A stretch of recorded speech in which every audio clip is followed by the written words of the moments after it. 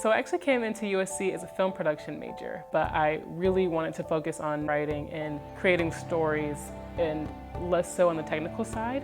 When I write, I'm really inspired by a lot of the things I read. So sometimes I'll read a novel by one of my favorite authors or something and say, oh, well, this theme really intrigues me, but maybe I think of it more this way, and so I'll start writing about it based on that aspect of it.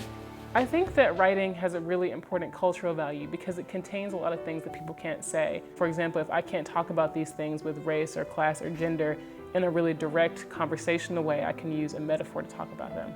I think that's really sacred to writing.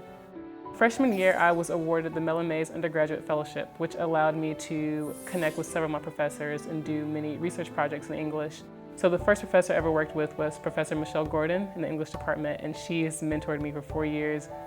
I got to know Dana Johnson, who I am working with now for my creative writing portfolio. In creative writing, you have this option to create a senior portfolio to showcase what you've been learning. And so I've been working with her and writing different short stories and trying to get together a sample of my best writing.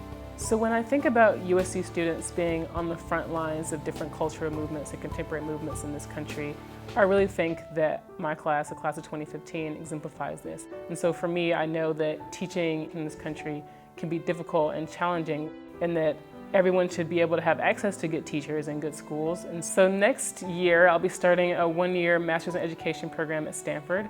I'll be working in a high school from 8 to 12 a.m., and I'll come back to campus and take master's classes.